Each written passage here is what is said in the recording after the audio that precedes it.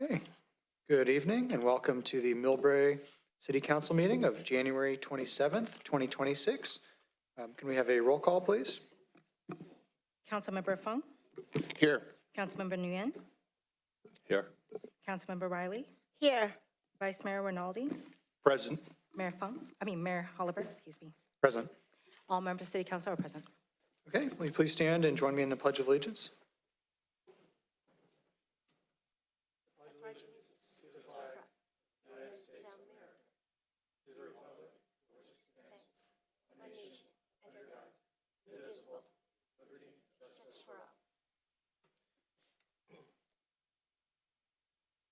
Okay, we will begin this evening with a ceremonial presentation proclaiming February 2026 as Black History Month. And we have a proclamation here. We also have with us Paul Harrell, who's an Air Force veteran. I believe he was the San Mateo County Veteran of the Year a couple of years ago, as well as Millbrae Volunteer of the Year, to accept the proclamation. Whereas Black History Month is celebrated each February across the United States and was first celebrated as a week-long commemoration in 1926 by Dr. Carter G. Woodson and the Association for the Study of African American Life and History. And whereas the 2026 Black History Month theme, A Century of Black History Commemorations, celebrates the 100th anniversary of Black History Month.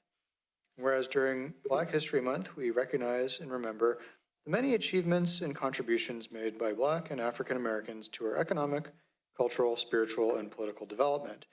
And whereas Black and African American communities have made valuable and lasting contributions in the history and culture of the United States.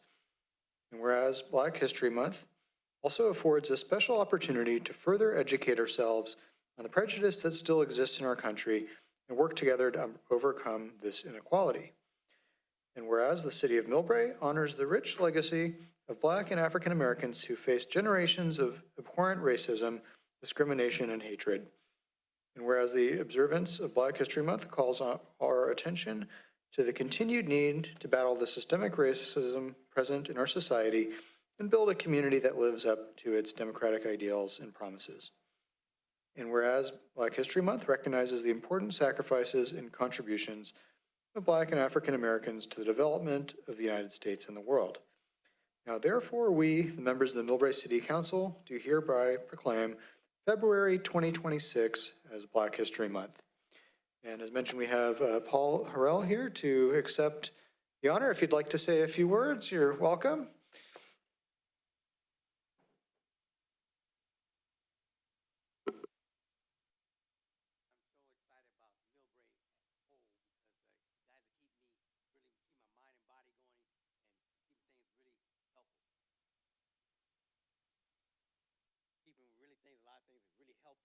Millbrae and keep me going, and also I enjoy helping out and seeing the joy in other people, and it helps my joy in my heart and mind.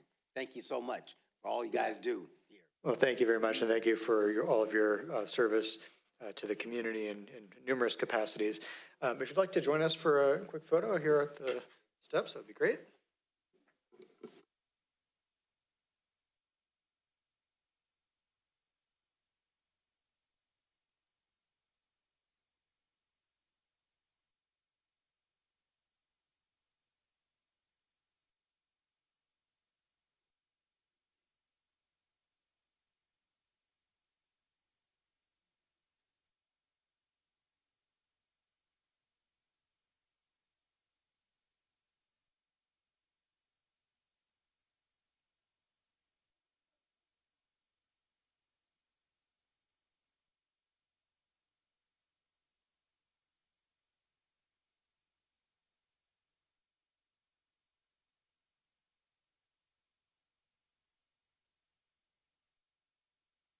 Okay, we now have presentation on the HIP Housing Community Calendar Contest presentation. We have with us Napalo Gomez, the Human Investment Project HIP Housing Board Member. Would like to give a presentation? Thank you. I don't have any visual materials other than, you hear me okay? Other than the calendars that I brought. Oh, excellent. PowerPoint.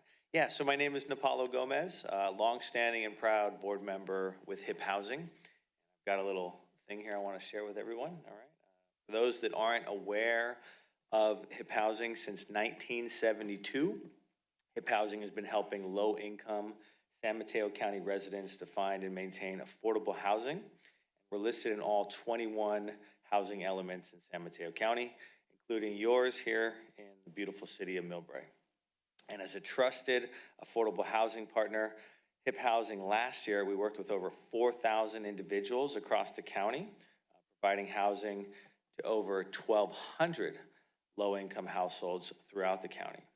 Specifically here in Millbrae, during the 24 to 25 fiscal year, we served 75 residents through our properties and programs, including 17 individuals who applied for our home sharing program, 4 families enrolled in our self-sufficiency program, and 6 individuals through our housing readiness program.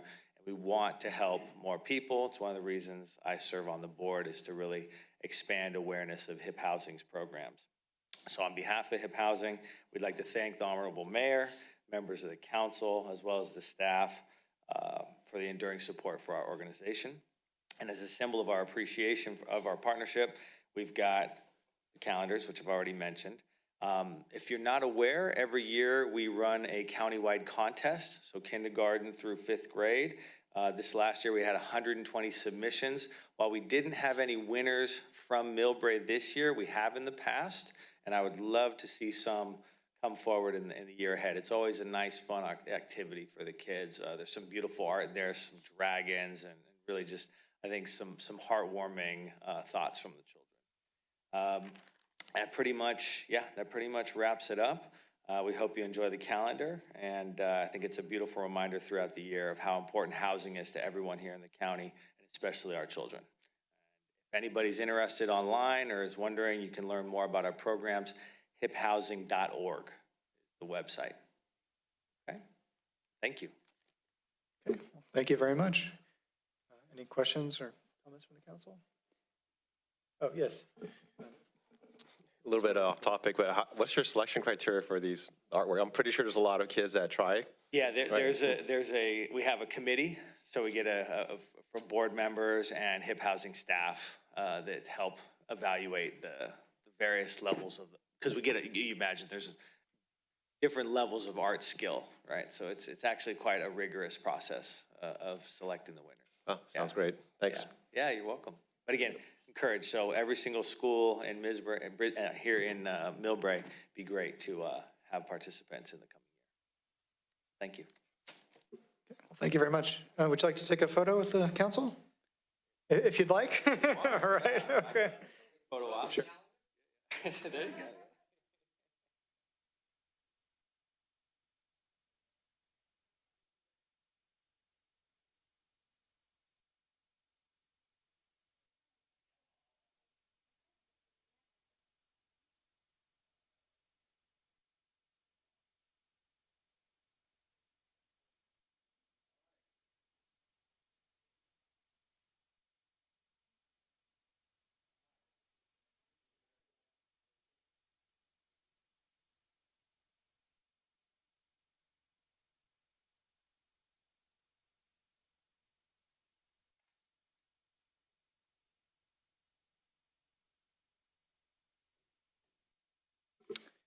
Okay. We now have a presentation of the San Mateo County Sheriff's Office, Millbrae Police Bureau Annual Report. We have with us Captain Eamon Allen of the San Mateo County Sheriff's Office and Chief of the Millbrae Police Bureau. Yeah, thank you, Mayor, and good evening, Mayor, Vice Mayor, council members, Mr. City Manager. Captain Eamon Allen, Chief of Police Services for the City of Millbrae. I'm happy to be joined tonight by our newest Assistant Sheriff in Charge of Operations, Mark Myers, as well as my Assistant Management Analyst, Valerie Barnes, who helped quite a great deal with this report. If you'd allow me briefly to go off topic to start this presentation. As you know, this is a very close-knit county amongst all the cities and governmental agencies, and that especially rings true with law enforcement. And unfortunately, today we had a tragedy within the Daly City Police Department where an officer tragically took his own life. So if you'd indulge me real quick, if we could just have a moment of silence for that officer and his family, please.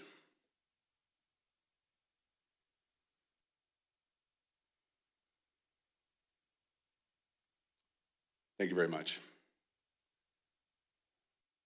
So to start the presentation, again, my name is Eamon Allen. I'm Chief of Police Services here for the City of Millbrae. Briefly, just an overview of the breakdown of our bureau. Again, I'm the captain and chief. I have an associate management analyst as well as a records technician. We have 4 different patrol teams that serve the city, 2 day shift teams that rotate, and then 2 night shift teams that rotate. This is a breakdown of our sergeants, our deputies, and then our community service officers, who are also a tremendous part of the service we provide to the city. Next slide, please. So calls for service this year are down about 1,000 in each breakdown. Not only our officer-initiated activity, but also our citizen-initiated. And not a whole lot of rhyme or reason to that, but just a quick overview. We do, or this past year did respond to over 14,000 calls for service. So this is one of the most active bureaus within the Sheriff's Office. Next slide, please. Our average response times, so these are breakdown of priority 1, priority 2, and priority 4. So priority 1 are in response, active, violent calls. Number 2 are still active calls, but not necessarily the threat to our residents. And then our priority 4 are generally what we call cold reports or paper calls. So as you can see, our priority 1 times did go up a bit, but still under that 4 minutes, which is really our target range. So next slide, please. Just a little bit of background. So we've been transitioning to NIBRS and CIBRS, which is the National Incident-Based Reporting System and the California Incident-Based Reporting System. So this is kind of the last year of a hybrid model of presenting data, but moving forward, we'll be fully NIBRS and CIBRS compliant. So just the numbers this year are going to look a lot like past reports, the last couple that I presented, but moving forward, they'll look a little bit different. So please just be prepared for that moving forward for next year. Next slide, please. Again, so our reports were down just a little bit. And the good news is that our crime was down as well. So our violent crimes were down slightly from 88 to 83 this year, but a good 2-year jump down from 144 2 years ago to 83. And then our property crimes were down pretty significantly this year, 291 from 475 last year. So that's a good step in the right direction as far as public safety here in the city of Millbrae. Next slide, please. So here's a little bit of a more granular data as far as the certain number of crimes that we've encountered this year. Most of crimes, especially property crime, as I mentioned, are down. The great deal are flat. The one that is up is sexual assault this year. It went from 15 last year to 21 this year. Now, in taking a deep dive into those cases, there's really no rhyme or reason to it, no discernible pattern. The vast majority of those perpetrators were known, so we're not having any unknown suspects. I would say about 1/3 of those are past reports, so some are many years ago, but those do factor into this year's reporting. A couple of them happened at the school. Now, on the face value, that's pretty egregious. We don't want sexual assault at school, but they were consensual acts between teenagers, and unfortunately, just due to the age, that is reported as a sex crime. So the one of concern was a meetup between 2 individuals from an Instagram relationship. They had met on Instagram and they met up at Aloft, and unfortunately the female was sexually assaulted. So that's one that we're really taking a deep dive into, but just on its face, the jump is not any discernible pattern, anything that we're really looking into at this moment. So, as I mentioned, property crime is down quite a bit. Residential burglaries were down 3 from year to year, but a nice 13 drop in cases from 2 years ago. Auto burglary is down as well. Shoplifting is way down. Vandalism and arson are down. Shoplifting, arson, and vandalism are 3 cases we normally see with the unhoused community. So as you're well aware, we've made that a focus the last year, a couple of years here in town, and that's starting to pay some benefits. The one jump we did see was in motor vehicle theft. That's not unusual in the Bay Area, and it's certainly not just a Millbrae problem. That's per our vehicle theft task force, that's an issue that we're seeing throughout the Bay Area. One of the reasons I think we're looking at that is, as you well know, that flock, we're pretty well set with flock here in town and the flock cameras. That's very helpful when responding to residential burglaries, auto burglaries, because a lot of the cars we're seeing in town have already been tagged, and we're able to kind of vector in. Also, the crime element, the criminal element, know which cities are pretty well set with flock cameras, and they avoid that for those kinds of crimes. The problem with motor vehicle theft is when you're conducting a motor vehicle theft and it hasn't been reported yet, they are able to leave town before that plate is in the system, and we're really looking for it. So that's sort of one reason we think that motor vehicle theft may still be up where the others are down. Next slide, please. As far as our clearance rates continue to rise, especially with violent crime. 69% is tremendous. Anything over 60, 65% is very good. Property crime came down a little bit, but overall pretty flat. And then our overall crime clearance, due to that property crime little dip, is pretty flat. So next slide, please. So I'm pretty proud of our deputies, if you can't guess, but they do tremendous work. And this year I chose to highlight a couple notable cases. Now, some of these I've highlighted throughout the year in my emails to the council.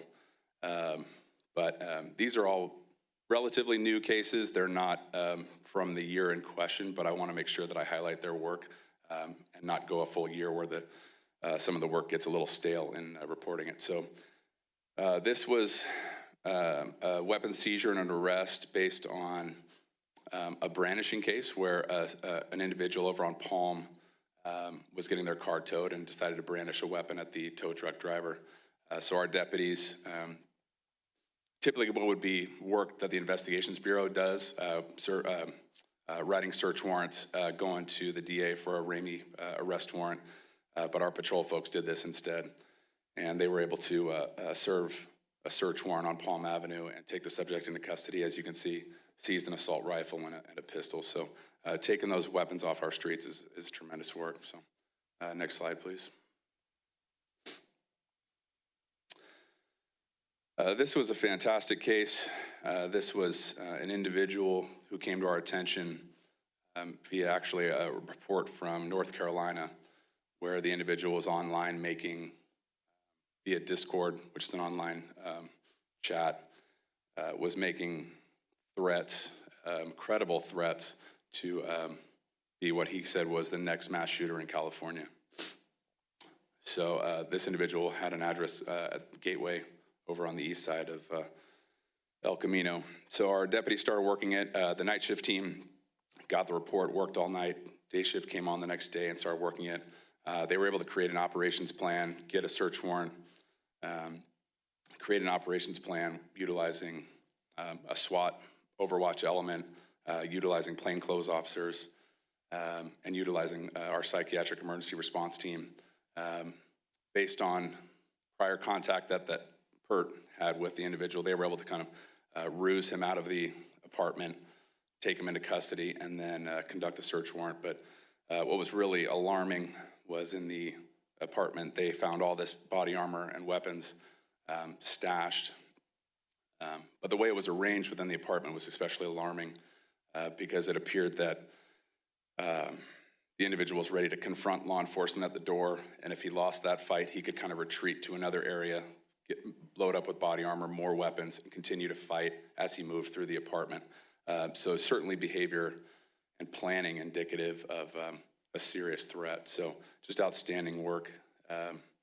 The other thing this individual did was with his assault rifle here, he had a pattern of firing one round into his closet wall, and he would do that every few days.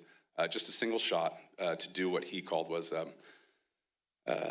ballistics study, to see the ballistics of these rounds. And by only doing one shot every couple days, the other residents of the apartment weren't able to kind of vector in on who was doing that. And you do it in the middle of the night when not all the people be awake. So pretty alarming behavior, but just outstanding work by our deputies and taking him into custody and seizing these weapons. So certainly prevented what could have been a serious tragedy.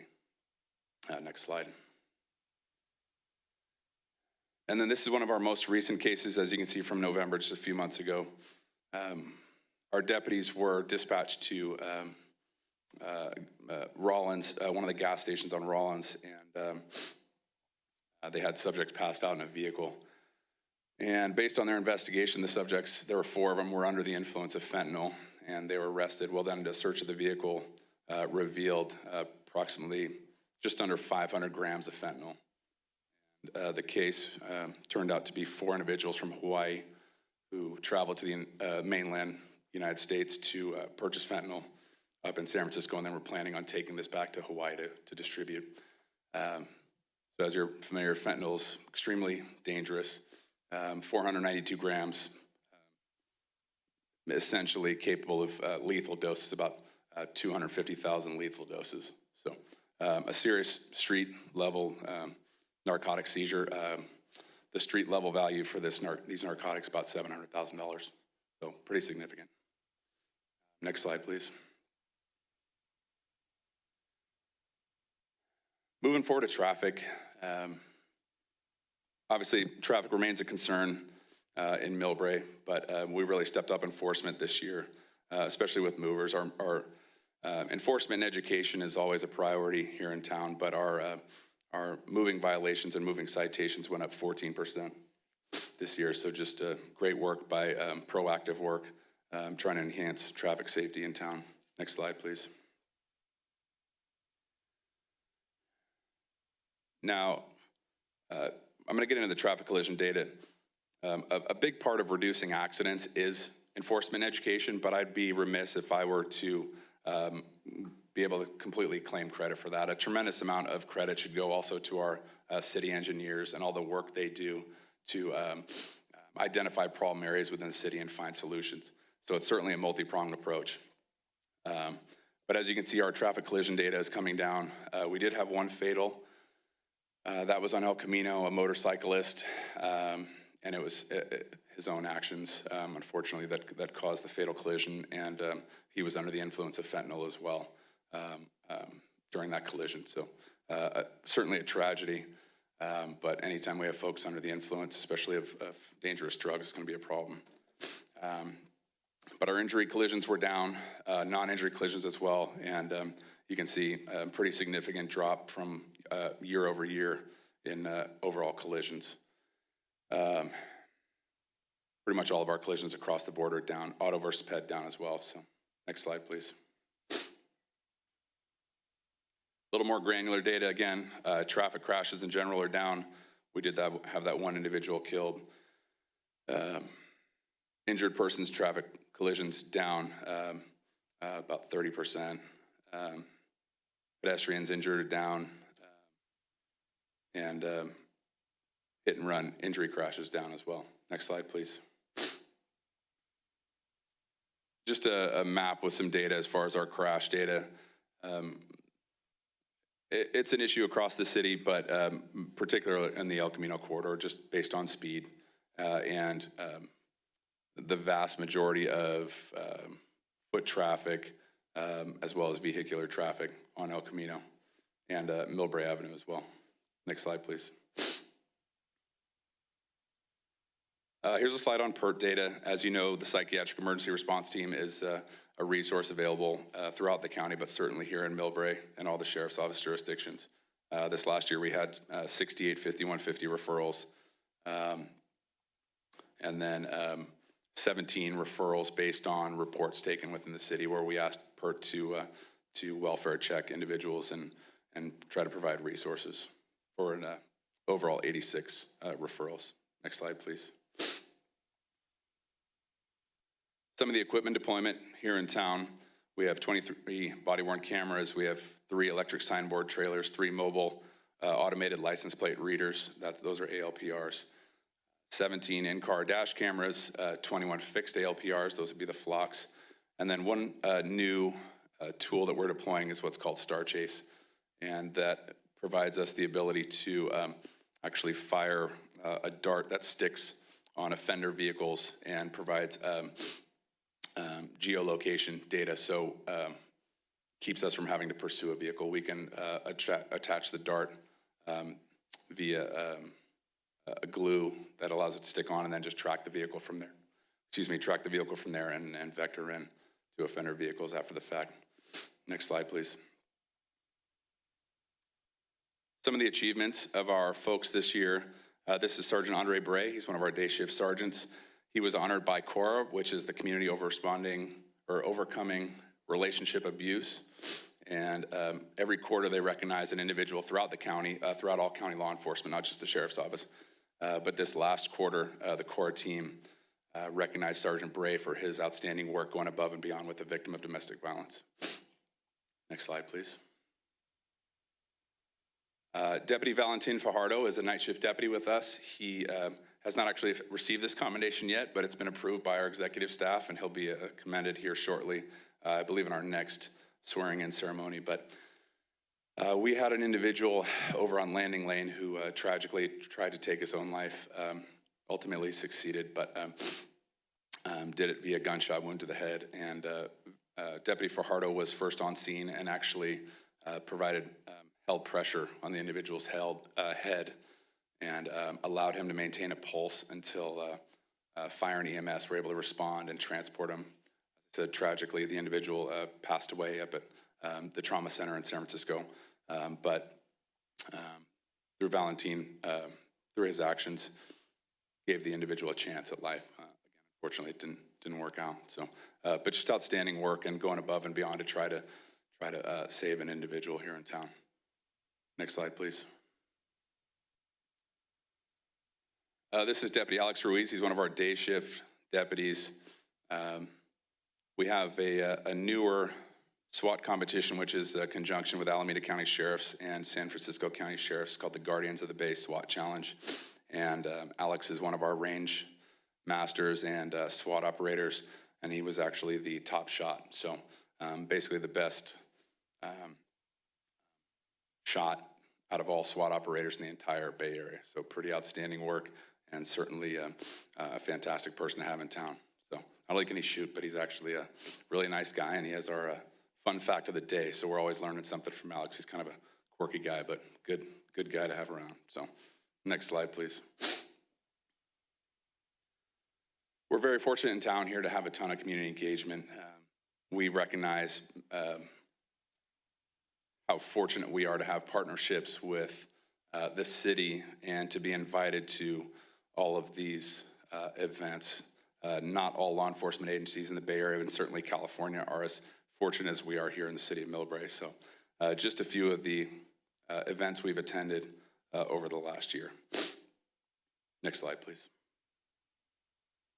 As I mentioned, this is my kid's favorite picture here, me with the Labubus.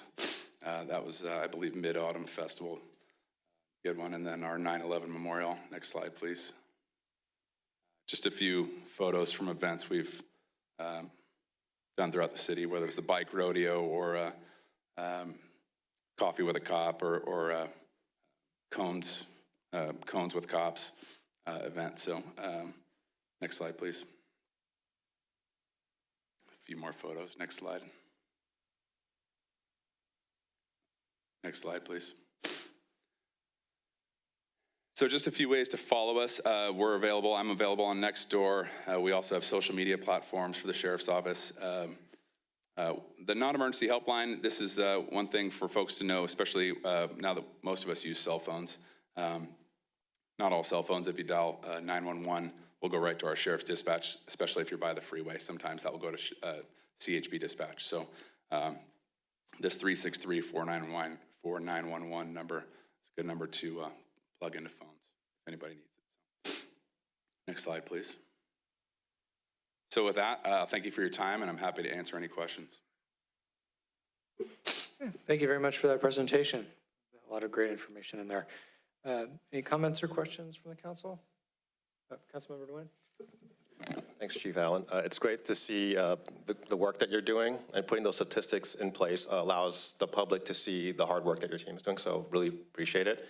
I just had questions around the, you mentioned earlier the method which you collected data change. Do you think that did it change in the middle of those years that you showed on those bar graphs, by any chance?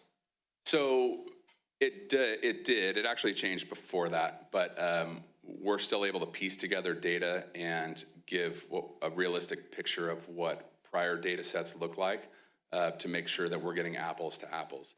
So as I mentioned before, my management analyst did a tremendous amount of work kind of backtracking and piecing together that data to make it look, for this last report, apples to apples.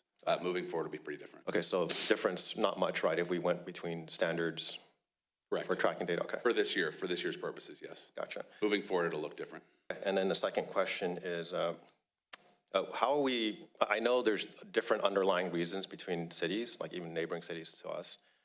Just want to get a picture, how do we stack up compared to other law enforcement statistics? For like-sized cities, as far as crime statistics? Yeah, or close by, or both.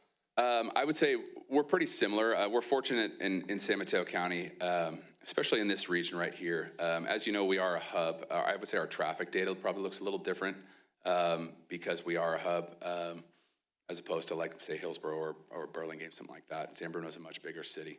But in this county, crime trends are pretty similar, especially as it relates to like North County. I don't want to talk about like Central County, South County, but this area, crime trends are pretty similar. I see. So if, let's say, non-sheriff bureau, but other police forces like San Bruno's police force, is that data collection method similar? If they were to report it, would it look similar to what we're seeing here?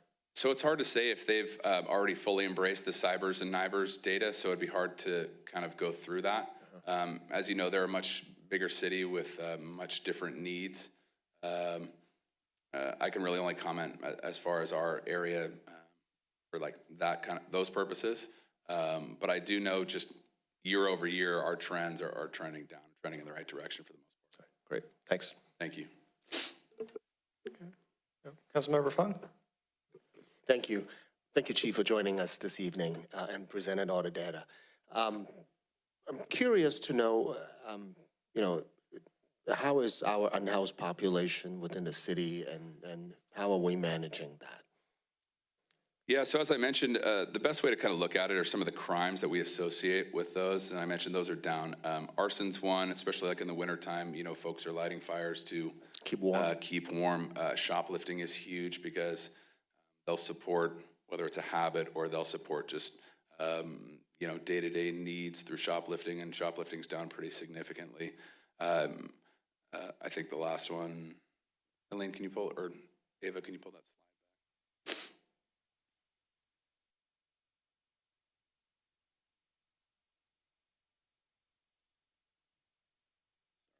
back?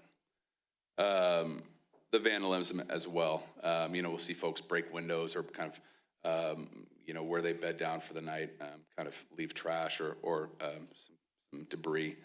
We're still gonna have issues as it relates to being the dead end for BART. So we definitely still will see the unhoused population here, but I think it's safe to say that we're trending in the right direction, and we've certainly utilized our newest city ordinance to our benefit.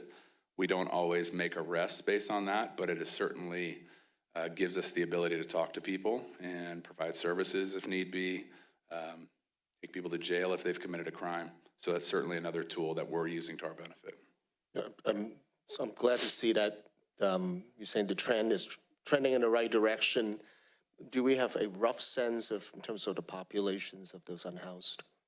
We don't, but I know the county executive is doing a one-day count. I think moving forward is looking for volunteers now, and I think that'll give us a better picture because it's throughout the county, and we'll have a good idea of change from year over year. So that would provide a little better picture. We unfortunately don't keep statistics on the number of folks who sleeper at night. As you know, we lost Life Moves, who was dedicated to Millbrae. Now we have more of a response team model, which is okay. I prefer to have Life Moves full-time. Yeah. here in town. But we will have a better picture, I think, moving forward after that one-day count. And, you know, you mentioned the new ordinances, the no camping ordinances that we enacted last year. Has there been any invocations of that, and have you found that being helpful? I mean, you mentioned a moment ago that you give you the opportunity to talk to people and offer better services, and making sure that those who needed the services get the services they need. How helpful is that ordinance in terms of managing the effect of the in-house? It's certainly another tool in our toolbox. As I mentioned, it's an effective way to be able to talk to folks, get them services if need be, at least make sure they're not committing a crime, they're not possessing narcotics or weapons, don't have warrants. But it's just another tool where before that we may not have had probable cause to go talk to somebody, and if they chose to get up and walk away, they could have done so, and we would have kind of been left standing there. So having the ordinance in our back pocket is definitely another tool and an effective one. Thank you. Thank you, Chief. If you need it. Yeah, sorry.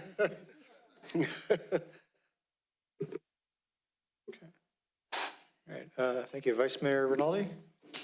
Thanks, Mayor Oliver. Chief Allen, thank you for the great report, very detailed.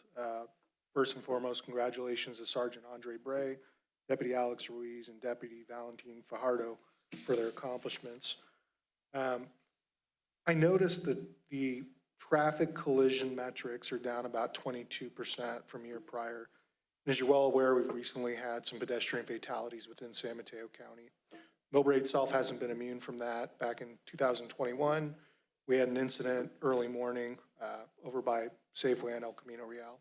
So my question is really to law enforcement of how we can do a better job with pedestrian safety as it relates to traffic and making sure our pedestrians aren't injured while they're walking around the city.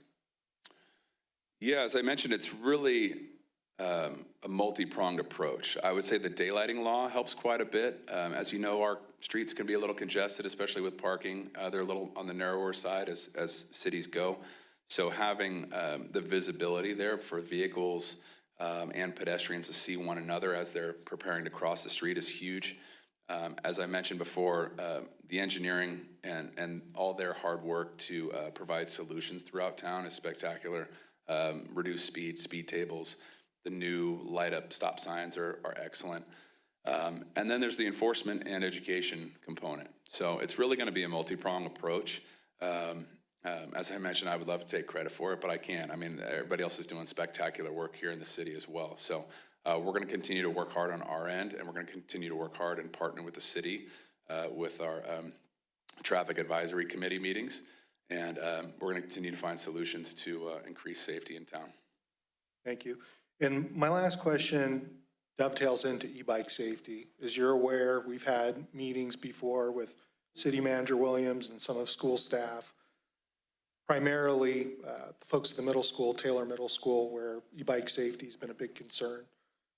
Our state legislator, Assemblymember Pappen, will be in town giving an e-bike listening session, community forum on e-bike safety and possible legislation. And Cal Cities recently did a webinar where they did a survey, and most people were requesting legislatures to write some new legislation for e-bike safety. So with that being said, it sounds like the legislators are listening, and I'm curious from a law enforcement perspective, what type of legislation would you like to see implemented or would recommend that they pursue? Yeah, so one of the things that I hear from our staff, as you may or may not know, there's different classes of e-bikes and there's different regulations based on the classes.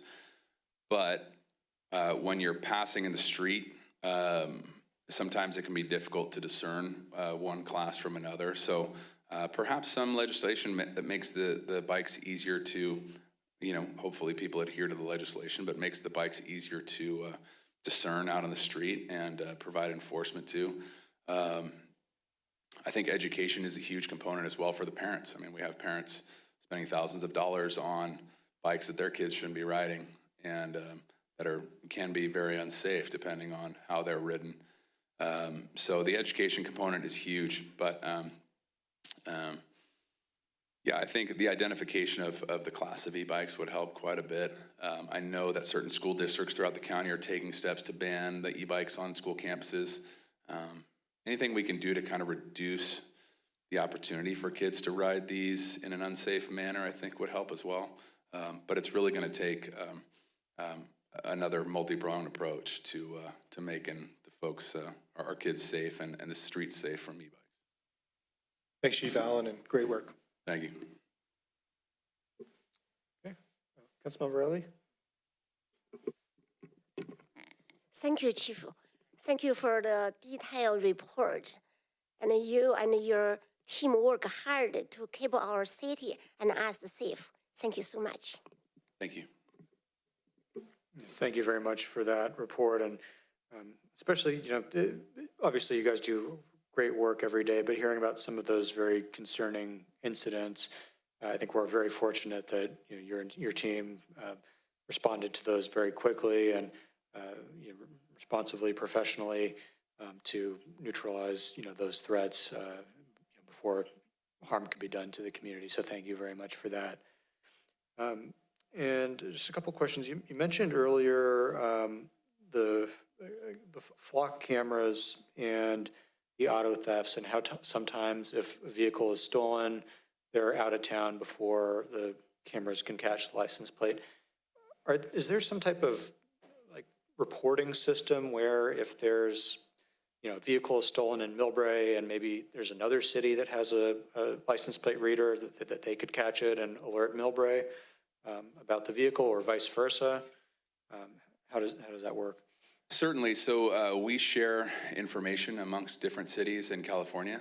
The flock cameras share information. I should note we do not share that information with the federal government. So that's a question a lot of people will ask. So we do not share that with the feds. But we do partner with these other communities and share that sort of information. So quite often, actually, we'll have a vehicle stolen here, and our deputies will track it as it's hitting flock cameras elsewhere. And they'll, if it's close enough, they'll try to take enforcement action on their own, but they'll also partner with outside agencies to try to locate the vehicle and apprehend the individual responsible. Okay, thank you for that. And then just another comment, I guess, for you and also for the council. You mentioned Life Moves earlier. I think we all agree was a very successful program here in Millbrae. Didn't cost us a lot of money, but we were able to connect with a lot of individuals and get them connected to services. So maybe that is something that, I know we have a public safety subcommittee, that maybe that's a subject we could broach again with the county to see if perhaps that could be started as a low cost but very effective solution to dealing with the homeless population here. Okay. Well, thank you very much, and I think that's all that we have for today, but thanks for the presentation. And you mentioned the e-bikes. I think maybe it was about a year ago, sometime last year, you gave a presentation about the various classes of e-bikes and the safety concerns. I wonder if it maybe would make sense to, given that it's an ongoing concern, to maybe invite you back to either give that presentation again, or if there's another, an update to it that could be helpful for the community. Sure. So I believe that was our motor deputy, Austin Silva, yes, who does a tremendous job in the city, who provided that, and I'd be happy to bring him back. I think we actually do that on pretty much on a yearly basis. Okay. We'll stagger it a little bit, so it's offset with this presentation. But I will say that Deputy Silva will also be at the presentation with Ms. Pappen this weekend. Great, thank you. I believe it's Mills at 10 a.m. So just a quick PSA on that. Vice Mayor. Yeah, correct. Mills High School Theater, 10 a.m. to noon. And just a suggestion, education being one of the key points of this challenge, educating the parents as to what is acceptable to buy and what they should steer away from. My recommendation is maybe we work with the Millbrae School Board to help educate schools like Mills, Taylor, so the parents are aware of what the easy bikes are and the different classifications. So take that offline. Yeah, thank you. I go over by the rec center, the bike rack there, and they pretty much look like, Kawasaki type, motorcycles almost. But I assume those are Taylor students that park their bikes there, I would think. So pretty powerful items for, a middle school age youth to be riding.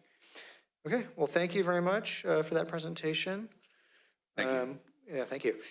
And we will now move on to item 2, which is the agenda overview and staff briefing. We have our city manager, Tom Williams, to give the update. Yes, thank you very much, Mr. Mayor. Good evening to you, members of the City Council. Just a quick recap.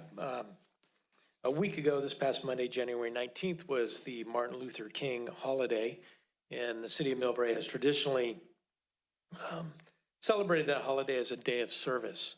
And so last Monday, January 19th at 10 o'clock, we planted 12 oak trees along the newly repaved path from Palm Avenue up the path into Central Park. We had a turnout of a little over 50 people, and lots of young elementary school kids were there. It was a tremendous turnout.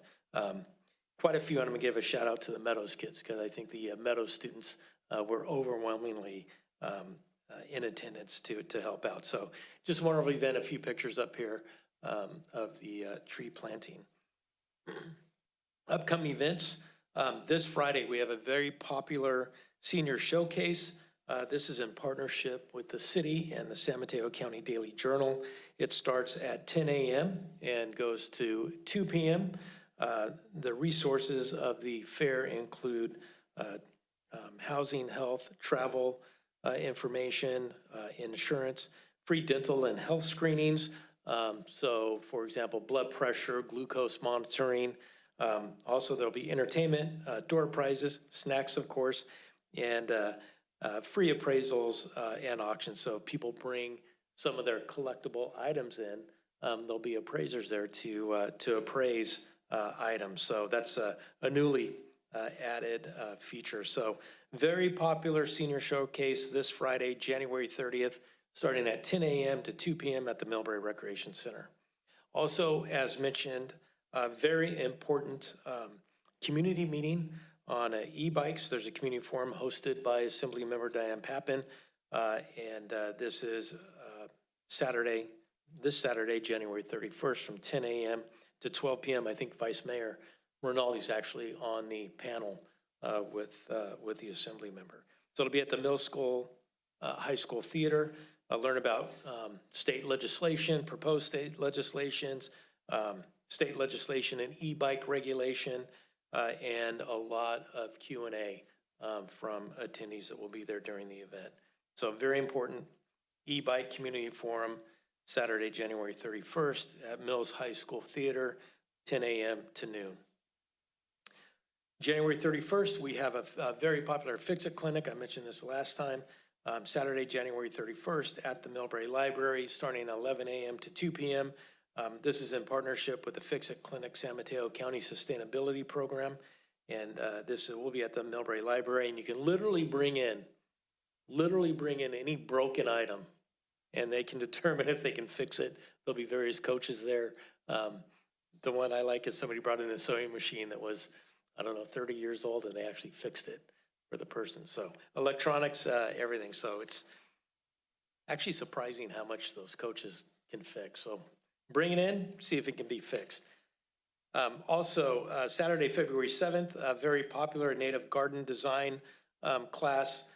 This is at the Millbrae Recreation Center, February 7th, 10 a.m. to 11:30. There'll be lectures by experts, a gentleman by the name of Frank Nicoli, who is a botanist and expert, will be there to provide information on native garden design and plantings. Now we have a series of very important programs that are coming up. It is tax season. AARP, their tax preparation service for our Millbrae seniors. They will be taking appointments, and it will start Wednesday, February 11th through April 8th, every Wednesday from 9:30 a.m. to 4:30 p.m. at the Millbrae Recreation Center. The City Council has received reports of the volunteers that prepare taxes for the seniors here in Millbrae, and this is a very popular, very important program. So we get the word out as much as possible for our seniors. The AARP certified tax preparation for appointments, it's free, and it's a tremendous help to our seniors. It's also various language are provided. So Chinese, Spanish, an array of languages. And for those that we don't serve, we can get resources to come in and help the seniors in their tax preparation. So February 11th through April 8th, every Wednesday, 9:30 a.m. to 4:30 p.m. Also, next slide, CERT. I know the Vice Mayor has been very active. There is the Central County Fire Department Winter CERT Basic Training. It's free training that runs from February 3rd through February 28th. There's evening classes from 6 p.m. to 8:30 p.m. on Tuesdays and Thursdays, and a final all-hands skills day that will be on the last Saturday of the program. So anybody interested can learn how to prepare for all types of disasters, gain hands-on skills in fire safety, medical operations, search and rescue, and more. There's a code here, so if anybody is watching this via remote, you can scan that QR code to sign up, or you can visit our website and get information to sign up. So this CERT is growing, tremendous program. When a disaster happens, it is something that both the Sheriff's Office, CCFD, and the city will rely on those volunteers and those trained volunteers. So very good program. And so that is just a quick update of what's happening, and hand it back over to you, Mr. Mayor. Okay, thank you very much. Okay, we will now move on to item number 3. This is the approval of minutes. We have the regular meeting minutes of January 13th, 2026. Anybody want to pull minutes or make a comment? Seeing none, is there a motion to approve? And a second? So moved.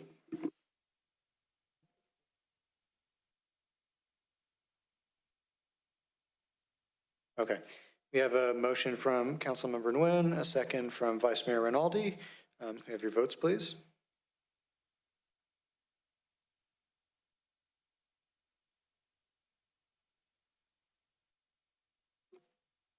Item number 3 passed by a vote of 5-0. Okay, thank you. We will now move to item number 4. This is the oral report from City Commission and committees and commissions, the adoption of calendar year 2026 Youth Advisory Committee Work Plan. And we have Committee Member Fung from the Youth Advisory Committee to join us. Hello, my name is Anderson Funk, and as the chairman of the Youth Advisory Committee, I will be presenting the Youth Advisory Committee's work plan for the calendar year of 2026.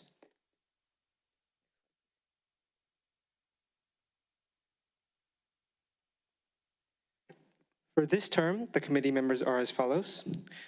Chairman Anderson Fung, Vice Chairman Shrey Parikh, Committee Member Connor Lai, Committee Member Eric Chung, Committee Member Hugo Sheck, Committee Member Kanoa Dang, Committee Member Caitlin Chun, Committee Member Liam Chen, Committee Member Madison Douglas, and Committee Member Evan Chen. Reviewing for our 2025 year, for the youth and teen programming and events, we held a one-week legislative camp, as well as supported the Mills High School Girls Who Code program. For joint committee programs, we held a trivia game with the Senior Advisory Committee, as well as collaborated with the Parks and Recreation Commission Subcommittee on the Bayside Manor opening. For community programs, we held a 1-hour senior tech program over 6 weeks, as well as we raised awareness of the committee through designing a branded t-shirt that can be worn at events and throughout the community. Next slide, please. In terms of our 2026 work plan goals, for the committee's third task of youth and teen programming and events, we have 3 projects. The first project for this task is continuing the legislative camp, which will be hosted for 1 week with the goal of educating middle school age students about the importance of government and law. And the timeline will be from January 2026 to June 2026. For our cost estimate, snacks for campers will be around $250, and we will need Millbrae staff time for 4 hours per day for 5 days at $21.06 per hour, with the total cost estimate being $671.20. Indirect costs include the usage of the recreation room during regular business hours, with the primary lead being Evan Chen and secondary lead being Anderson Pho. Next slide, please. Our second project for this task will be supporting the Mills High School Girls Who Code Club in hosting coding classes this spring in the Millbrae Recreation Center. The club wishes to provide free programming and coding classes to elementary-aged students. The timeline will be from February 2026 to May 2026, with indirect costs including usage of the recreation room during regular business hours, and the primary lead being Caitlin Chun. Our third project for this task will be supporting the Mills High School robotics team in hosting the first LEGO League. The team would like to teach the participants to design, build, and code robots, and the maximum number of participants will be 30. The timeline is from February 2026 to December 2026, and the cost estimate will include 1.5 hours of Millbrae staff time per week for 15 weeks at $21.06 for a total cost estimate of $473.85. Indirect costs include usage of the recreation room during regular business hours, and the primary lead will be Hugo Sheck. For our fourth task of creating community programs, we have two projects. The first project for the task will be a Millbrae food and clothing drive. The Youth Advisory Committee will be partnering with a food and clothing donation center to coordinate a donation drive for residents, and the timeline will be from February 2026 to December 2026. The primary lead will be Eric Chung, and the secondary lead will be Kanoa Dang. Next. For our second project for this task, we'll be continuing the senior technology classes, and this program is meant to help the seniors within the community develop their skills with technology devices and programs. The program will run for 6 to 8 weeks in the fall, and the committee will create a weekly curriculum as well as try to help with on-the-spot tech support questions. The program will also bring the community together while connecting seniors with youth. The timeline will be from August 2026 to November 2026. The cost estimate includes the cost of Millbrae staff time, which will take 2 hours per week for a total of 6 weeks at $21.06 per hour, and the total cost estimate of $252.72. Indirect costs include the cost of using the recreation room during regular business hours, and the primary lead will be Shrey Parikh, with the secondary lead being Evan Chen. Council's actions needed for tonight will be approving the motion to adopt the Youth Advisory Committee work plan for the year of 2026. Thank you. Okay, thank you very much. There's a lot on your plate for this year, and a lot of great projects that will benefit our community here. Any comments or questions from the council? Oh, Councilmember Nguyen? Yeah, so for the girls' code competition, is AI allowed?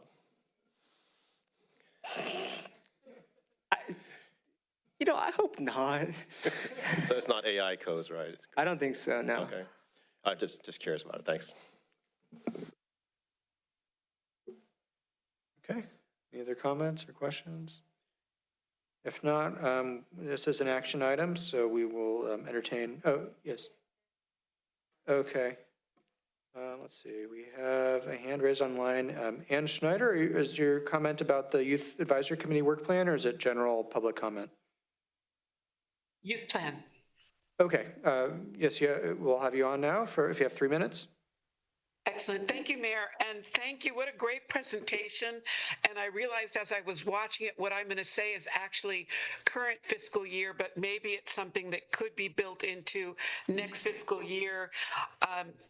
I had hoped while I was still on council that we would start a National Go Fly a Kite Day, which National Go Fly a Kite Day is in April. I did ask and bring this up at the Park and Recs Commission last week, and I believe they're speaking, or planning on agendizing it in the future. I think the liaison would know more. I just think it's a great plan. I can't wait for the senior technology. I so need it. Please, please, please. But please consider helping us with Go Fly a Kite. I was talking to another Park and Rec commissioner about how to make it fun, and an idea that this commissioner came up with, I don't want to take credit, was maybe the Youth Advisory Committee would like to come up with the song playlist for Go Fly a Kite Day. So just an idea out there. Thank you. Great work, guys, kids. Okay, thank you very much. I'm seeing no other comments. Public comment is closed. We will entertain a motion to approve the work plan. So moved. Is there a second? Okay. We have a motion from Vice Mayor Rinaldi, a second from Councilmember Riley. Can we have your votes, please?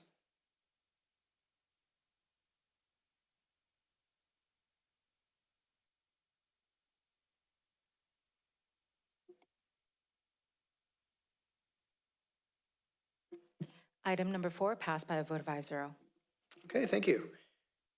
Next on the agenda, and thank you very much for that presentation. I wish you luck in getting all of these goals done this year. Okay, next on the agenda is public communication. This is the item for any member of the public to speak on any item that is not on this evening's agenda. Speakers must adjust subject matters within the jurisdiction of the City of Millbrae. Speakers have no more than 3 minutes to speak. We'll begin with any in-person speakers. Do we have any speaker slips? We do not, Mayor. Okay, seeing none, we will move to the virtual Zoom speakers, and I see we have Ann Schneider. You have a public comment? Thank you, Mayor. Just an update as your Bay Area Water Supply and Conservation Agency. I have been doing more research on the issue as it affects Millbrae. I did have a discussion with BOSCA General Manager Tom Smeagol because it looks like San Francisco does get cap and trade, but that is probably for their energy program, not their water program. I did, using AI, which has become quite a great tool, look at how many corporation yards exist on El Camino Real or the other roads in California that are considered parts of El Camino Real or the historic Kings Highway, and there are 0. The placement of a public corp yard in Millbrae would be the first of its kind, and it is also a non-conforming use under Grand Boulevard. So wanted all of council to know about that. The Water District, the SFPUC Commission on Thursday at 1:30 is having their budget hearing on water rates, and capital improvement is the first thing on the agenda. So just a heads up on that. And staff, I met with staff last week about looking at our water rates as they compare to other BOSCO members. So that is a project in action right now. Thank you. Okay, thank you for that comment. Seeing no other hands raised or speaker slips in the audience, public comment is now closed. We will move on to the consent calendar. We have 3 items on consent. Item 5, receive and file a monthly general fund financial report for the period ending December 31st, 2025. Number 6, accept by motion the annual comprehensive financial report, ACFR, for the fiscal year 2024-2025. And item number 7, adoption of a resolution accepting the CML 5299019 Millbrae Transit Center Micromobility Hub pilot project is complete and authorizing the filing of a notice of completion with the San Mateo County Recorder's Office. Would anybody like to pull any of these items from the consent calendar? Okay, seeing none, we will entertain a motion to approve. So moved. Okay, yeah, I got to be faster on the trigger there. We have a motion by Councilmember Nguyen, a second by Councilmember Fung. Your votes, please.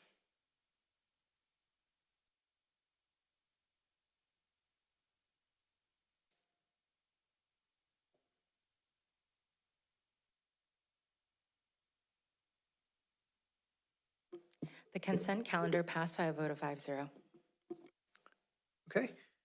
Next on the agenda is item number 8 under existing business. This is the Self-Help for the Elderly semi-annual update.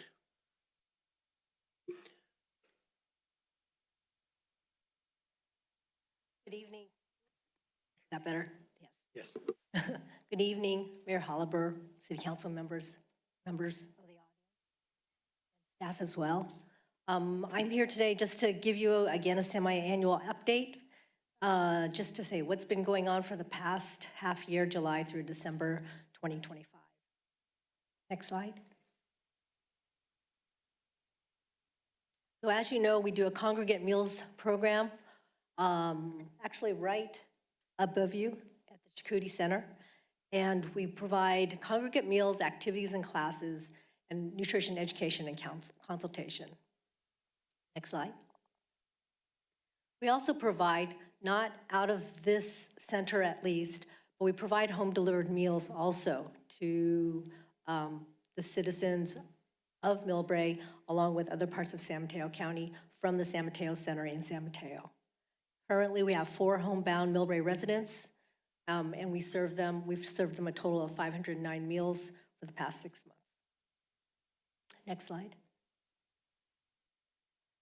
From July through December, we had 86 new clients join the senior lunch program, 33 Millbrae residents, and 53 from neighboring neighborhood. Say 53 from the other neighboring residents. Okay, never mind. We provide different health screenings. We have health and wellness workshops. We do transportation. We've had a investment scam prevention workshop, birthday and holiday celebrations as well. Next slide. Just to highlight some of the demographics, we have served seniors that are age 60 and over 29% in Millbrae, and then the older adults age 50-59 are 16%, which is the largest segment of the Millbrae population and which keeps growing. So in our total participants, we have 147 Millbrae residents and 147 from neighboring neighborhoods.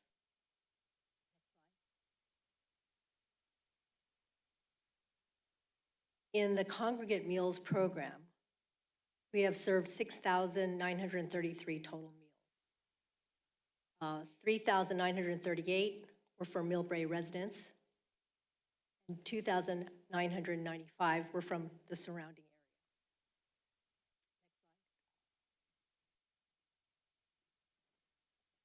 area. In our activities and classes, our most popular activities seem to be the dance classes, and then closely followed by chair exercise and karaoke, and then mahjong and tai chi.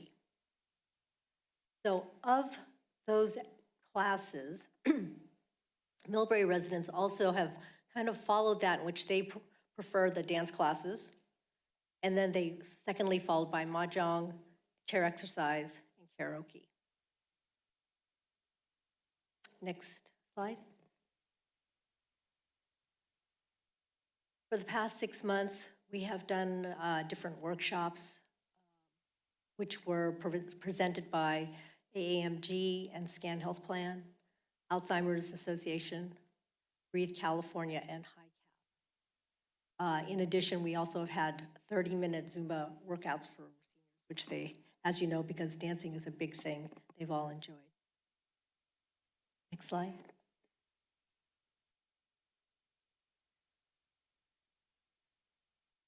Next slide. In our activities and classes I would say for presentations and workshops, our total attendance was, of course, participated with the AMG Scan Health workshops with the flu shot vaccination. That was closely followed by transportation, which is Got Wheels and Samtrans Resources and Services. But we've also had close following with Alzheimer's Dementia Workshop, Investment Scam Prevention, and Breathe California Health Wellness Screening.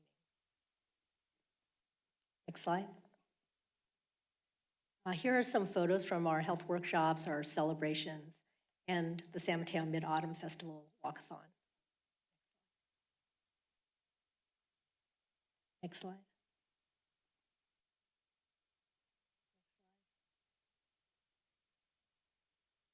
Next slide.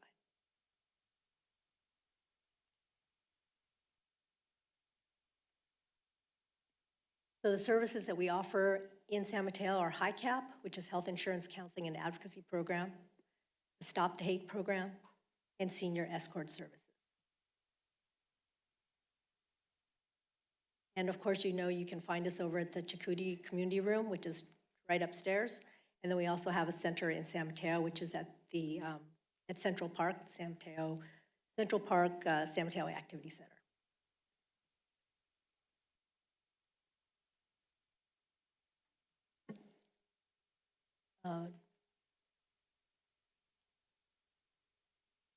Any questions? Okay. Well, thank you very much for that presentation. It's been a very successful program here in Millbrae. A lot of people served. So thank you very much for continuing the program. Any comments or questions from the council? Yes, Vice Mayor Rinaldi. Thanks, Mayor Hilleberg. Just want to mirror your statements that it's quite an exceptional organization, and the amount of meals, the volume that you serve yearly, it's pretty mind-blowing to think that you serve that many meals and help that many people out. Just for the public's knowledge, Millbrae, running through some of the numbers, we waive fee rentals because you guys are great partners with us. You use the Chakotay Room. Oftentimes, if there's other events that conflict where that room needs to be rented out, but yet you're scheduled, you guys shift and move the room to make it very an accommodating relationship.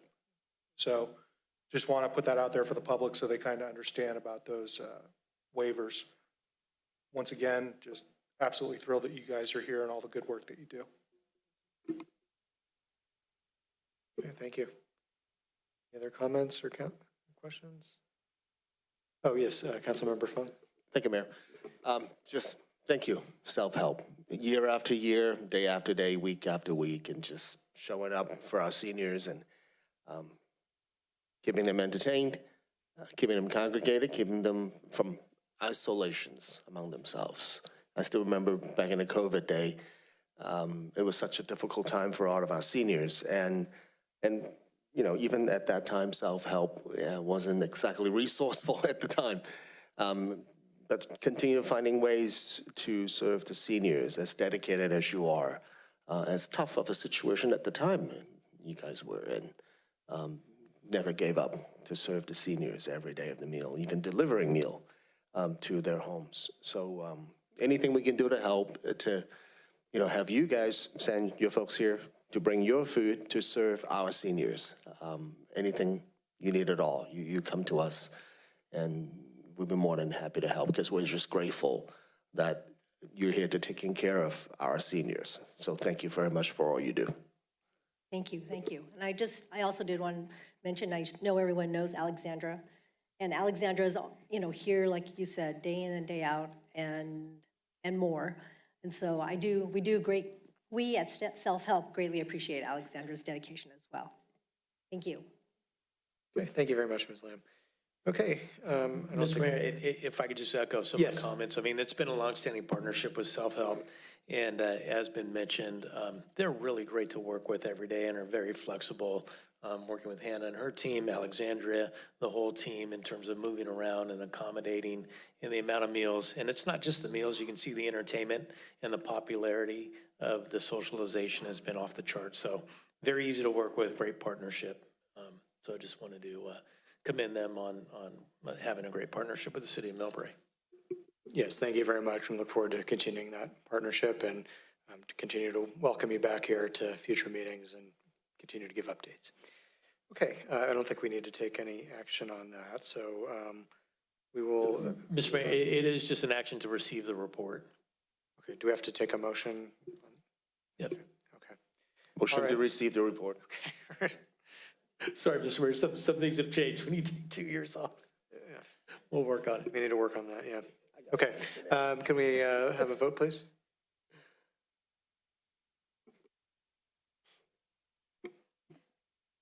Item number 8 passed by a vote of 5-0. Okay, thank you very much. We will now move to item number 9, which is authorization for the city manager or designee to execute a memorandum of understanding with the County of San Mateo, participation in the San Mateo County Compost for Climate Solutions Program to support Senate Bill 1383 procurement compliance. We have with us Ms. Andrea Papajohn to give the presentation. Thank you. Thank you. Good evening, Mayor, Council members. Andrea Papajohn, City of Millbrae Environmental Programs. So I'm here to present a recommendation to approve a memorandum of understanding with the County of San Mateo for participation in the Compost for Climate Solutions program with the city. Next slide, please. So I will just review SB 1383 background and the requirement for procurement of compost. The Compost for Climate Solutions program, a little bit of details in the MOU, and how we're going to meet the SB 1383 procurement target, and then recommend a council action to approve. Next slide, please. So many of you are aware of SB 1383, but I will just give a quick background. It is SB 1383 established statewide targets to reduce methane emissions by diverting organic material from the landfills. So that's sorting all the green waste, food waste, soiled cardboard, et cetera, into green bins, and then keeping it out of the landfill and creating new products that could be used. So the requirement is 75% reduction in organic waste disposal from 2014 levels by 2025. Every city is assigned an annual recovered organic waste products procurement target. So every city has to purchase compost, and we have a target. The target is determined by the city population times a per capita factor. So in Millbrae, our population was at the time 22,512 times 0.08 per capita factor, and that equals 1,801 tons of organic waste per year that we have to procure. It's huge. And I'm going to talk about how we intend to meet that goal. Next slide, please. So the reporting on how we can meet that annual target is a variety of products can be counted. So the graphic on the right, on the top left, you can see we can procure compost, and that can be used on farms and ranches. On the graph on the top right, mulch. So our city parks trims trees. We can use that mulch in our parks and other areas. Our hauler scavenger produces heat from renewable natural gas from their anaerobic digester. So that can be used to heat the anaerobic digester facility and also to fuel their trucks. So those are some of the different products that we use from this organic material. Next slide, please. And so our 2026 target is 1,801 tons of organic material that we have to procure. And this is a table showing kind of where we are today, right now, with our current operations. We are projected to fulfill 61.49% of the target. So this leaves a gap of 38.51%. And so I want to talk about how we're going to try to close that gap through this county's Compost for Climate Solutions program. So the gap would equate to 693.57 tons of compost. And that table just shows the different products that we've procured, and then on the right, the percentage to meet each of that goal. So that shows the 61.49% that we're currently projected to meet. Okay, next slide, please. So the program is a partnership, again, between the county and all the cities in the county who wish to participate. and with the Resource Conservation District. And the program provides local farmers with compost, so it helps us meet our requirement by purchasing the compost, and then it's spread on farms and ranches throughout the county. And since 2021, the program has delivered over 30,000 tons of compost to local agricultural lands. Next slide, please. So just to give you sort of a snapshot here, we would like to enter into an MOU with the county, and we would make an annual contribution, at least for 2026, of $29,476.72. That would allow Millbrae to receive our SB 1383 procurement credit. So that dollar amount would purchase enough compost for the credit to close the gap. And then we would fulfill our target. We would reach 100% of our target, and the county would give us the credits that we could put into our reporting. Next slide, please. So just another visual. Currently, we're at 61.49% of our target, and these are based on some assumptions. So there is some flexibility in the MOU if we wanted to buy a little bit more or we needed less. Actually, if we wanted to buy more, I think we commit to a certain amount. And then in 2026, our contribution would enable us to attain 100% compliance for the state target. And next slide, please. And so the structure of the MOU is, as you can see on the right of the table, the county would administer the program, they execute the agreement with the RCD, they provide the procurement records to implement for the implementation files, and then they invoice the city. And they provide EAR's electronic annual report records. And our role, the city's role, would be to execute the MOU with the county, provide the program funding, and then we would complete our state required report. Next slide, please. So the MOU that we are recommending allows us to participate in this program. The benefits are we don't have to have our own program to procure more compost. We don't need additional contracting, ongoing program management, so it saves a lot of staff time and resources. And the county would retain a small administrative fee for their staff time for this program. So the MOU establishes an annual process for participation. So in 2026, I gave you that $29,000 amount. Each year, the city would authorize funding through an annual letter, so we could increase it if we felt that we needed more, because one of our other products was not estimated to meet that target. Okay, next slide, please. And so staff recommends the city authorize the city manager or designee to execute an MOU with the County of San Mateo for participation in the Compost for Climate Solutions program. And thank you. I'm happy to answer any questions that you may have. Okay, thank you very much for that presentation.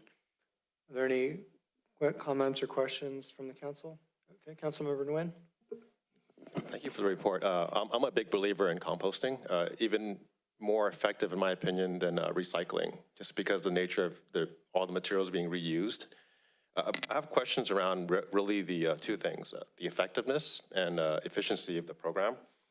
So what are the metrics that track effectiveness, right? Like how much compost can you recover? Where does it go? And then is there waste in the process? I just want to understand that better. And then the second question is, if we do a per capita breakdown, right, how does that compare to other MOUs, other cities, MOUs of the county, right? How do we stack up with that? Okay, thank you for your questions. So the city would pay the amount for the county to procure the compost. So they would actually procure it from other sources. It doesn't come from our local compost. Right now, it actually, the county is finding the most economical and high quality compost to be spread on farms and ranches. And so there is, no waste. If you're asking, it's just basically we are spending money to procure compost. Oh, I see. It's the other way around. We're not providing, we're getting Is that right? We are getting credits to meet our target. So we have to, the city has to the city has to procure 1,801 tons of compost. So, And we can do it through the different products. We can do through compost, mulch, renewable natural gas. But to close that gap, so right now, we're doing as much as we can through our anaerobic digester, through scavenger. We're working with our parks to count as much of the credit for mulch that we're creating. We're having compost giveaways, so we're counting those, but there's still a gap. So in order to close that gap, we have to buy compost, and then we don't want to just spread it in Millbrae.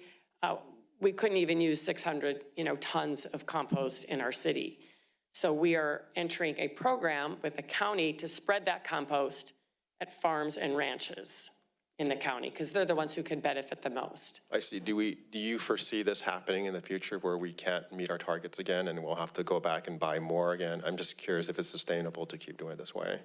That is a very good question. I think a lot of cities are asking that. It's a very huge target. It is just a state requirement right now that we have, a very high target that requires us to purchase compost.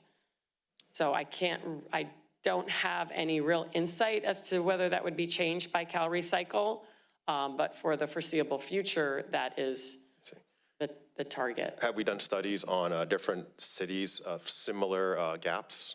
And then what is that per capita price for them, and how do we stack up with that? Yeah, so we're actually at a very big advantage because of our partner Scavenger has an anaerobic digester. So Brisbane, South City, and Millbrae all get credit because of the renewable natural gas, which is a byproduct from the organic material, is created, and then that's used to fuel trucks and heat their anaerobic digester facility. And so we really have an advantage over other cities that don't have that, because that is almost like roughly 50%. I think, Ava, if I may ask you kindly to go back to that table on there. So if you look at heat, the second row, heat from renewable gas, and you go all the way to the end, I guess that's 19%, but even, renewable gas from the form of transportation fuel, the top two rows are all credit we get from the anaerobic digester from Scavenger. So they are a really great partner because they've invested in this, this equipment that helps us to get credit. And, I think it was about 2011, maybe they invested in it. Shoot, I'm going to throw out a date. I don't recall. But I feel that we're really fortunate that our city gets, credit for that. And other cities don't. They have ecology. They don't have an anaerobic digester. I see. Thanks. Yeah. Okay. Any other comments or questions? Okay. Seeing none, I see that there's also a grant that we received that funds this program. So this is the Cal Recycle requirement, but Cal Recycle basically provides grants to help meet the requirement. Is that That how it is works? correct. Thank you for bringing So that it's up. a I did put that in the staff a rare report. funded mandate that we have then, right? Yeah, it is funded for, we will be able to pay for this $29,000 included in the local assistance grant from 2023. That was a $75,000 grant, and we have budgeted money for this program through 2026 to procure that compost. We have to spend the money in the grant by the end of the year of 2026, so we won't be able to use it next year. But we're just waiting to hear if there's any other future funding from Cal Recycle, in which case we would absolutely apply. Okay. Yeah, so you're right, there is no fiscal impact But that's for us probably being only just for involved. 1 year, most likely. At the time, yes. That's correct. Okay. And I know, they may close potentially soon, but if they are selling compost products, is there any credit there? Or does it have to be done through a city contract or city program? That's correct. We cannot take advantage of businesses. Private businesses? Yeah. Okay. Correct. Okay. And I think, like Councilmember Nguyen mentioned, composting is just in general a good thing to do, and anything that we can do as a community to promote composting would be good. I think one thing, for example, I think several years ago, they gave out those small bins, I think through South City Scavenger. I don't know if that's still ongoing or if there's a way people can get those, or what kind of, small things that we can do to promote, composting here in Millbrae.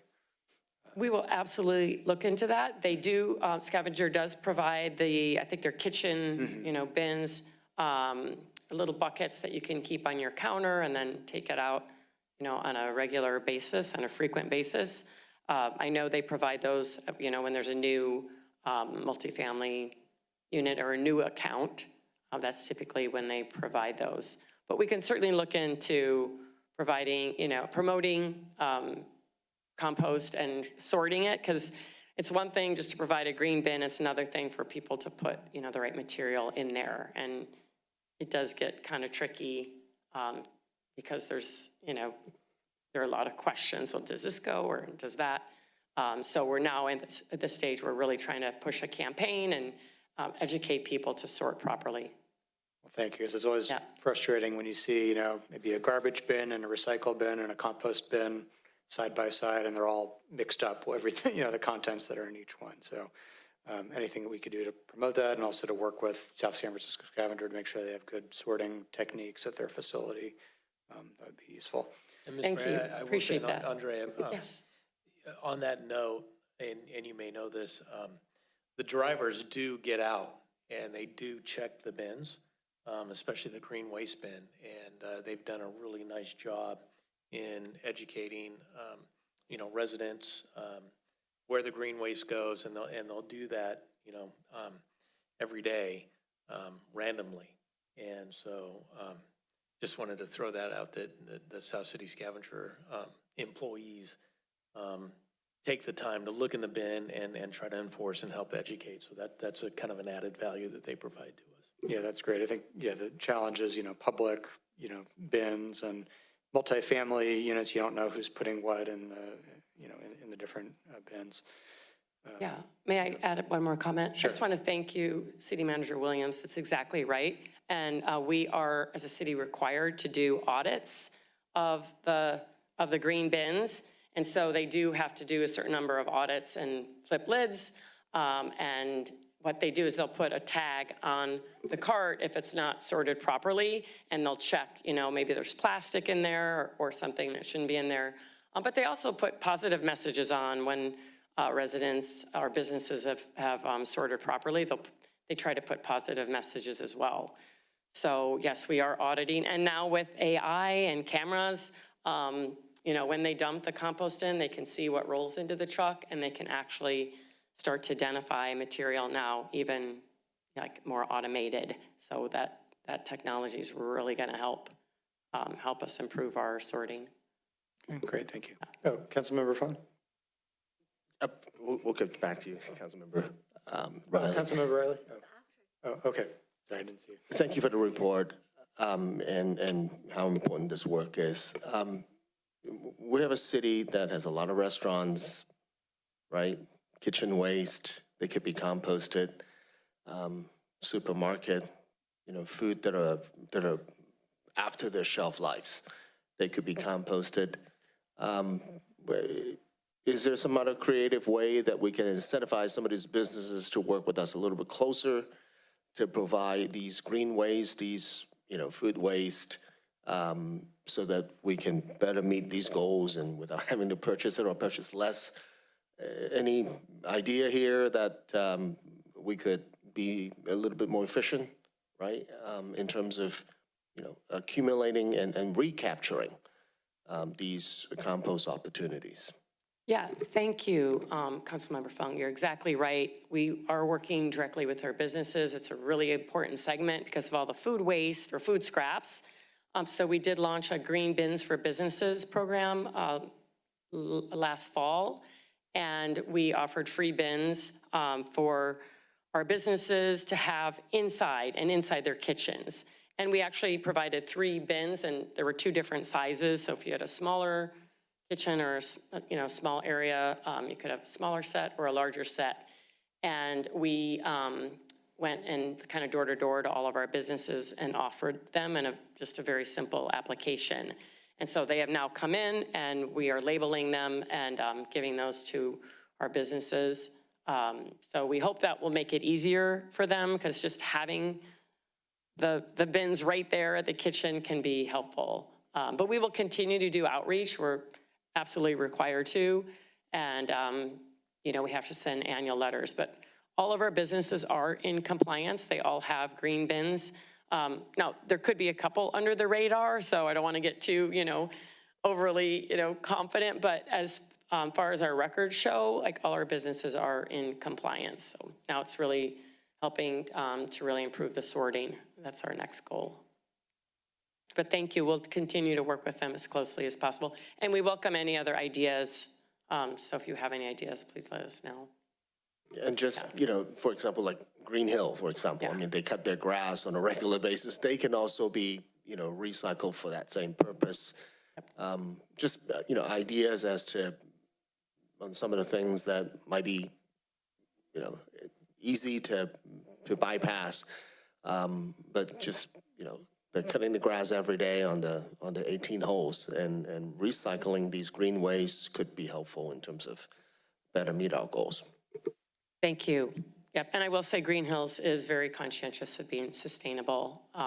So I would imagine they have their own hauling of their landscape into a compliant location. So, but we can follow up with them too, just to check. Okay, thank you. Councilmember Riley? Hey, Manager. Andrea, nice to see you again. Thank you. Thank you.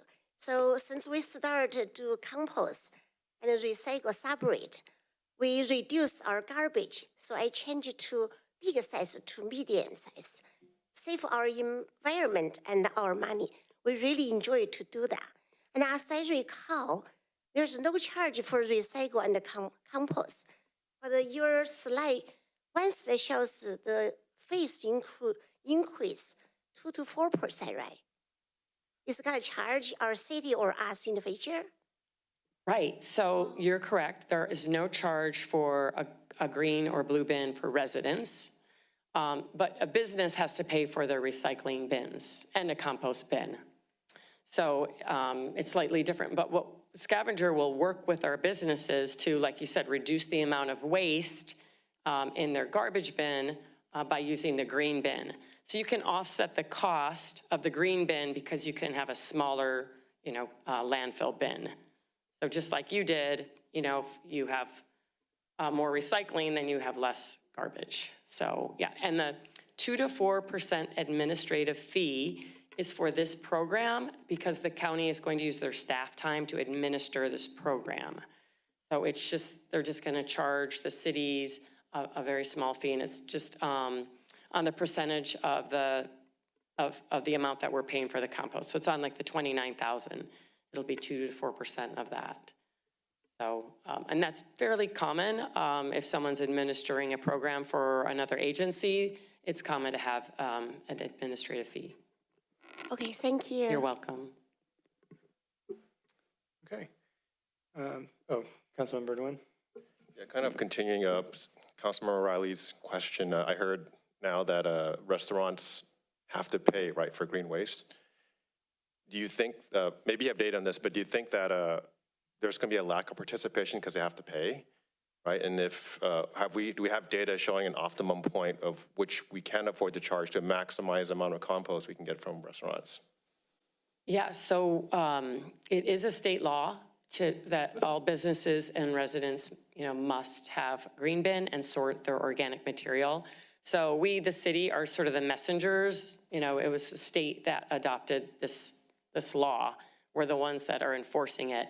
And all of our cities have complied. We started working with our cities in 2022.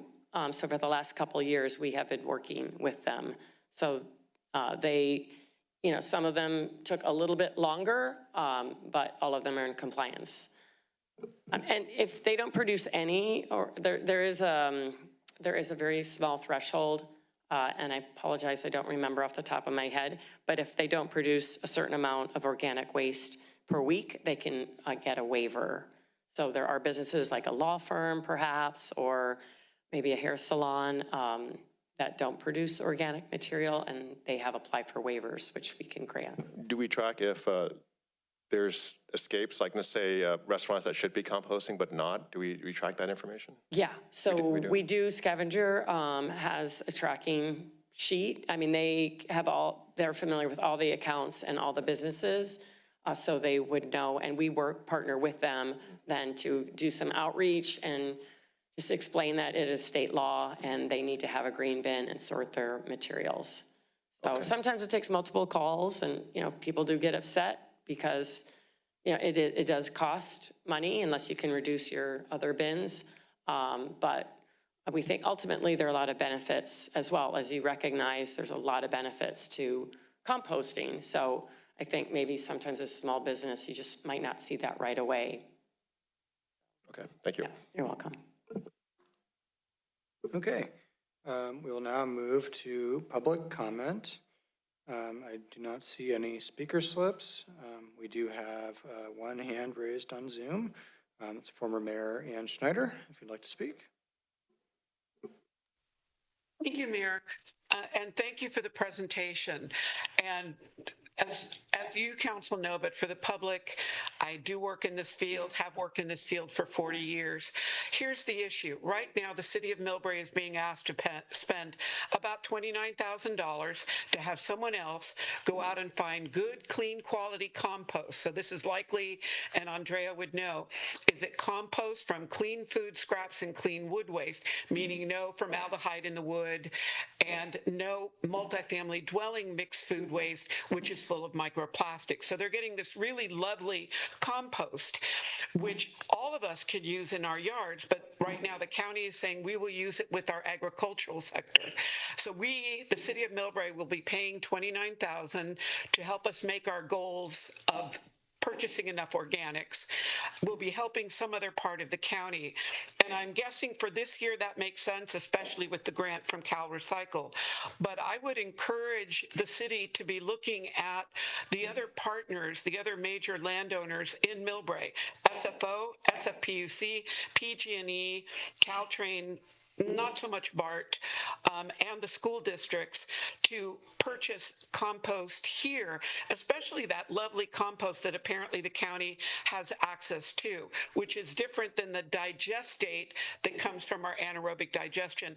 Andrea, when I'm watching the council's questions, and some of them are new, they don't have the background to know about SB 344 or any of the other laws that sit behind mandated commercial recycling and organics collection. So I see what you're trying to do, but I personally would wish that we'd use some of that $29,000 to get finished compost, much more than the 9 tons, I think that was in the slide, and get it back to our residents or to our school system and use it here in Millbrae instead of making someplace else better that we're paying to make them better. That's that example that you've heard me talk about. When PG needed a project, they had to mitigate what they couldn't fix on site, and that money went down to help the red-legged frog and the garter snake in Pescadero instead of helping the same critters here in Millbrae. So just another way of looking at it. But this year, yeah, next year, let's get this compost back to Millbrae. Walk Millbrae. You will see how dried out our soils are in most of our residents, all of our multifamily dwelling residents, and a good amount of city property. Thank you. Okay, thank you very much for that comment. Seeing no other raised hands, public comment is closed. I did have actually a follow-up question on that public comment. You mentioned, I think we did have a compost giveaway recently. We did, yes. And did we give everything away? Or? Yeah, we had 45 cubic yards on the spur trail, and it went completely. Okay. And we had some requests after the fact, when is the next one? And Yeah. we have a mulch giveaway in April. Okay. coming up. I mean, I think maybe since we do have this requirement, there's no, we're going to have to pay for the compost one way or another. So maybe we could do 2, 3, 4 compost giveaways next year instead of, I don't know, is it just a once-a-year event Yeah, typically? actually, we have 4. 4, okay. When we negotiated our contract with Scavenger, our amendment, they agreed to provide 4 drop-offs per year for us at no cost. Okay. So that's pretty wonderful that they're doing that, but we could purchase more and have more Yeah, events. that's I don't great. know what the saturation point is, Okay. how many we could have, and then it could be sitting there, but we could certainly, add in more. One caution is, we had a bunch of rain, we were gonna have it on a Saturday, and then we had all that rain, so we had to postpone it. So there are certain times when it's just not really plausible to back the trucks up and try to put the compost. That makes sense. Yeah, maybe, 4 times a year is fine, Yeah. but maybe we could also augment what Yeah. they are providing with extra compost that we purchase to count against the credit here. Yeah, point is very well taken, and we can certainly look into that next year. Thank you. Or even later this year. Yeah, thank you. Okay, unless there are any further.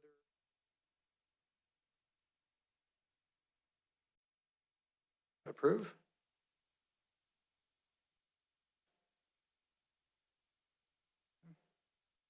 And a second? Okay. We have a motion from Councilmember Riley, a second from Vice Mayor Rinaldi. Can we have your votes?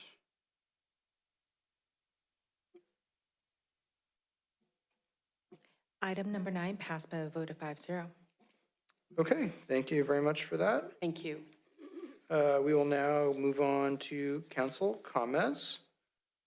And I don't know if there's anybody who would like to go first. I guess we can move left to right. Start with Councilmember Nguyen.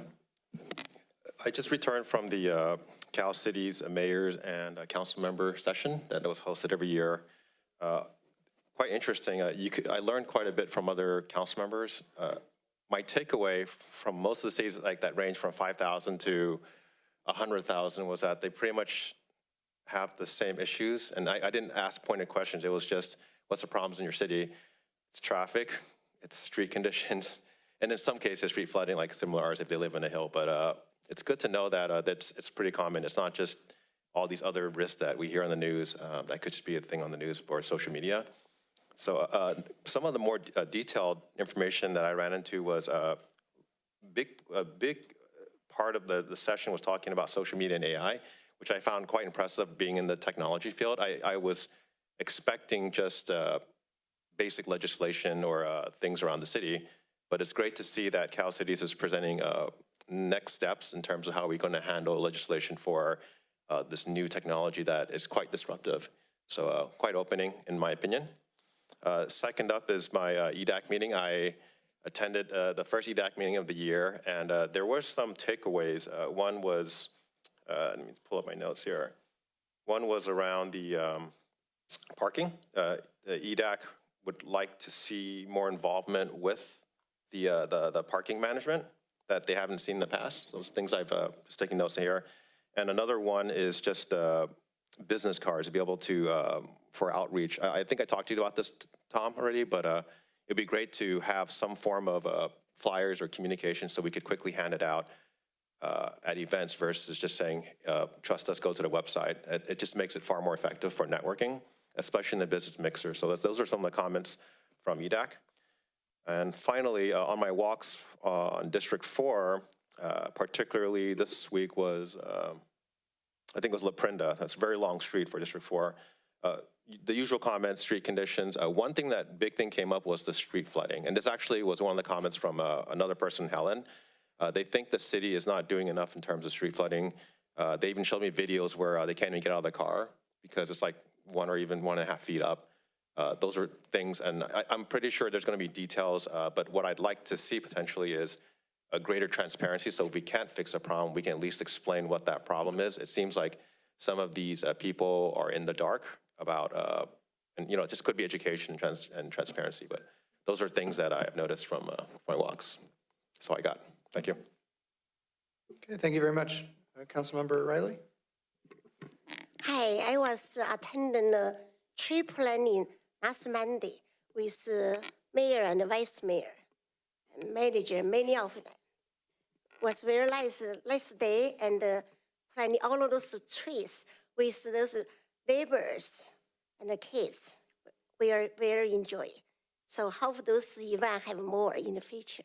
Thank you. Okay, thank you. Vice Mayor Rinaldi?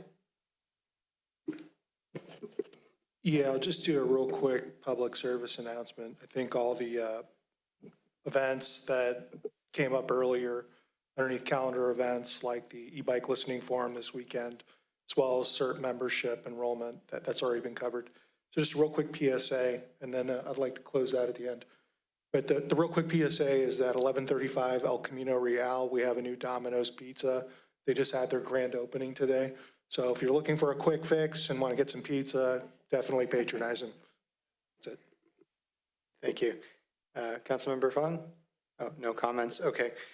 Let's see, I had a couple of good meetings this month with the Consul Generals of Indonesia and also of Nepal. They presented some very beautiful gifts. They're actually on display in our display case here in the lobby if anyone would like to take a look at them.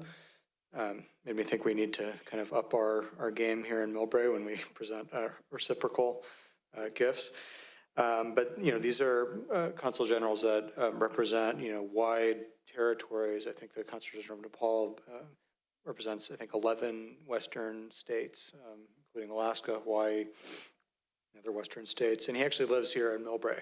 So I know he attended former Mayor Fung's State of the City last year and has made connections with Millbrae. But I think the Consul General of Indonesia as well represents, I think, the whole West Coast. And so pretty amazing that these people with large territories took time out of their busy schedules to come visit Millbrae, spend time in Millbrae, and really want to connect with us and explore opportunities for, you know, cultural exchanges, cultural programming, business connections as well.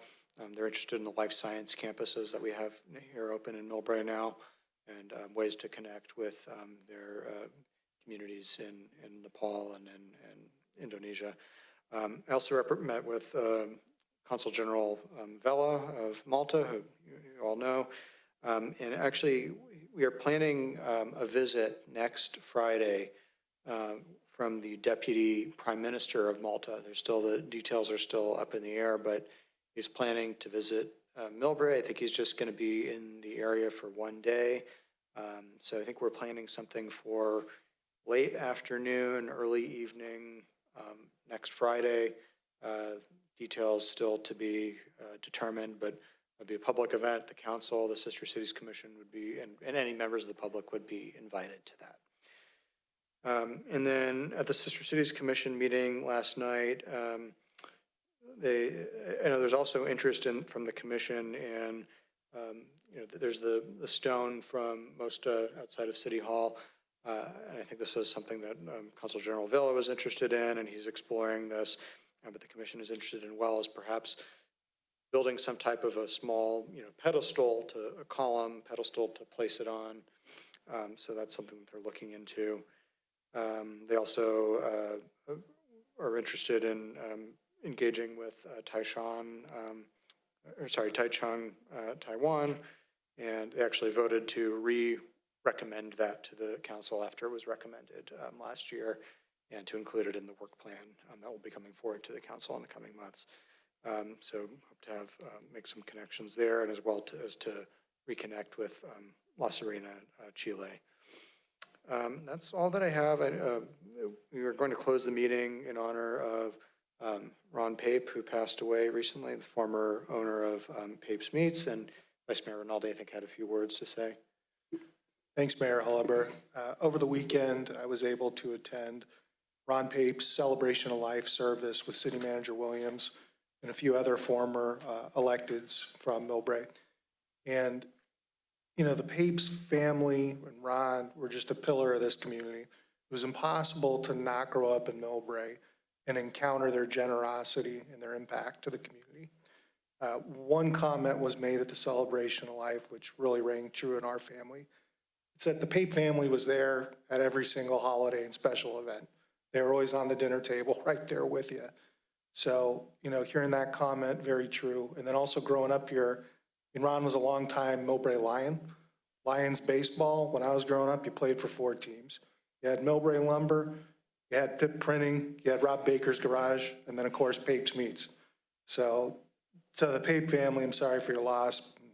Just what a great life and a great person and a great member of our community. And thank you guys for continuing his legacy.